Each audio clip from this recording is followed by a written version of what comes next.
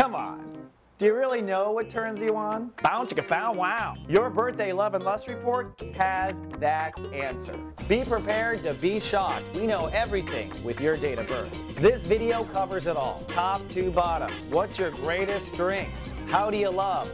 How you love? And your greatest lesson, which is often a weakness.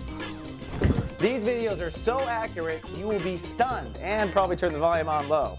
Check out Secrets of Birthdays at secretsofbirthdays.com. Soul Garden.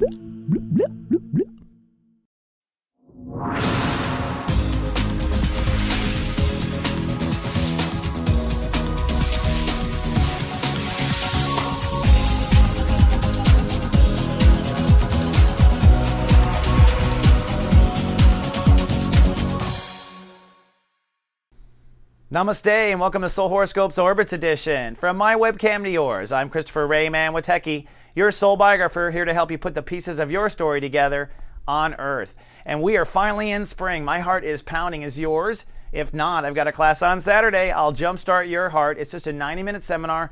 It's a webcam workshop. We're working interactively on camera. And by the way, some of my best comedy comes out in these classes. Just guess anyone who's taken it.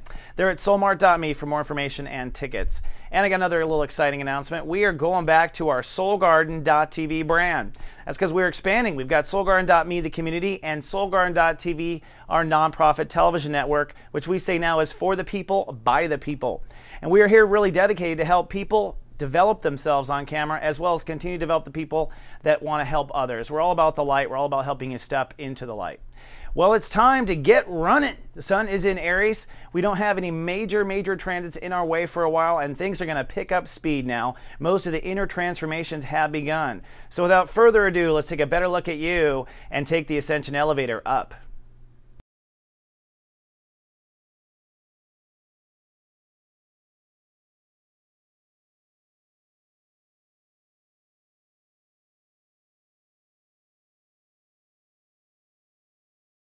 And here we are up at 33,000 feet for a bird's eye view of you. And by you, I mean Virgos, Virgo risings, and if you bought a Lightcast report card, soul analysts. Boy, that's hard to get out of your mouth. It's been a bumpy road so far in 2013. I have not been lying. I've been frank and up front.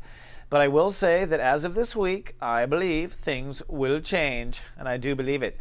This is why. We're moving into Chapter 2 of Sun in Aries. Now, this means trust and intimacy issues, and the hardest part is over so far, Virgos and Virgo risings, where you had to draw some of the hard boundaries with yourself.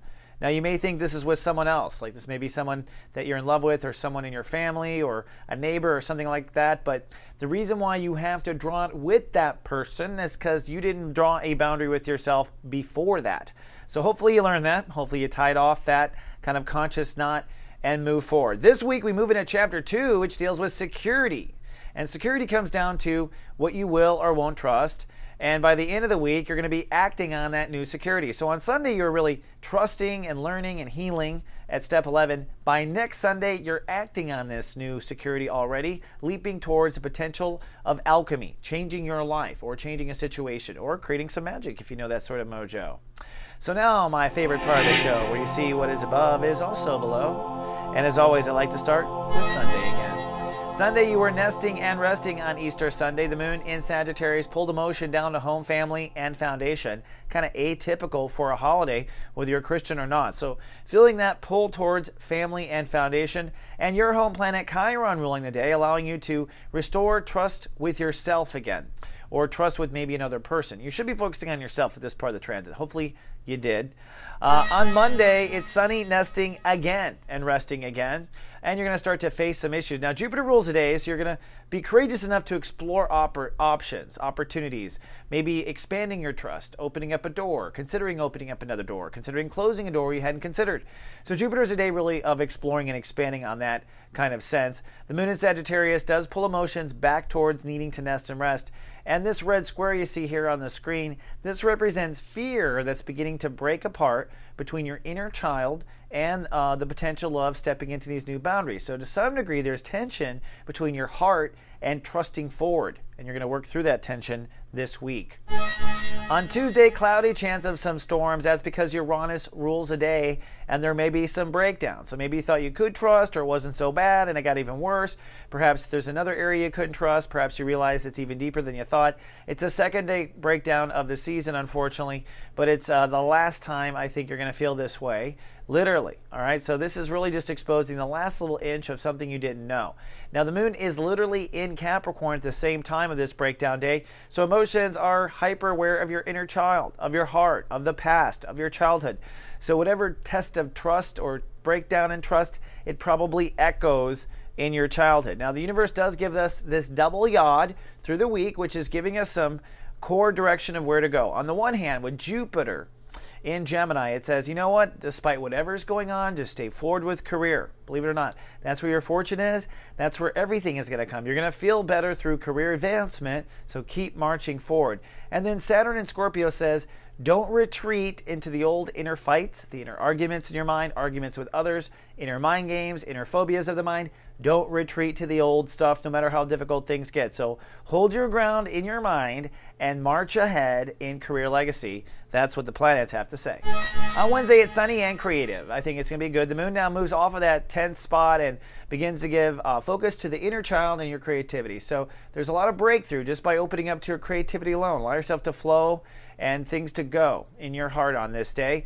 Mercury also rules the day, so you are thinking forward, and you probably do find or feel a solution to whatever trust intimacy issue you have with Mercury on your side. You know, you Virgos can analyze. Well, you got the power of Mercury behind you on Wednesday.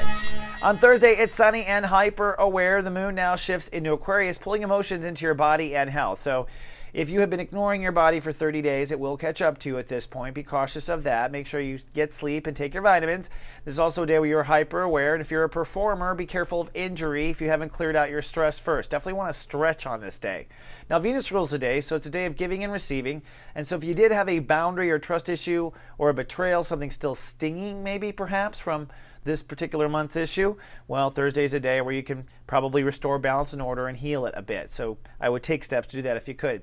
Then comes Friday. I'd say Friday you are cloudy and out of it. That's how I'd put it. A couple reasons. Now, Neptune rules the day. So since Neptune rules the day, we got to look where Neptune is. Where's Neptune? It's about relationships. So you are a bit out of it. Even though this month is about trust intimacy, you are out of it about relationships. On the other hand, the moon itself has moved into Aquarius, is deeper into Aquarius, and so you're hyper aware. And so this is one of those times where you're either extremely can't get away from reality, or you're way zoned out of reality. And I know how Virgos can do this. Because you are masters of reality, you can actually unplug when you want to. So this is a day that is Neptune ruled, and the point of a Neptune ruled day is to allow you to really kind of sense where things are going. And in your case, this is with your marriage, and this is also with long-term marriages and partnerships. So Friday is also a day of thinking about others, and it's okay. I'll explain because of Saturday. On Saturday, now you are feeling. The moon moves into Pisces, so now emotions catch up to yesterday's thoughts. And today you are feeling relationships, feeling marriage, and so I'm glad yesterday we were processing it, right? Saturn also rules the day, so suddenly you are strong and you are decisive about where the trust and intimacy boundaries should be drawn. That's good. So you're feeling good on that case. So I think Saturday is a great day to make a commitment to yourself when it comes to trust, but also allow that to see where it feels and flows when it comes to personal relationships. On Sunday, it's sunny with a chance of grande. That's because the moon has still got you on relationships, but with Mars ruling the day and you in a trust intimacy transit, the universe is wanting you to act on that new trust. So I wouldn't jump out of a plane. I think there's other things you can do, but you're probably going to feel that way. The moon is deep into long-term relationships. I think you're starting to feel it. Mars ruling the day. What you definitely want to do is take action. So if you made some promises to yourself that would help you trust yourself, you're going to want to take action basically on Sunday. All right, let's fly home. Well, that wraps up another week of Soul Horoscopes Orbits Edition. And don't forget, if you'd like to be watched over by me every day of the week, come check out at GA Text Me, the GA email or texting service. It's only 1 penny for the first week, and you can see what it's like to have me in your back pocket. Well, until next week, live, love, be. So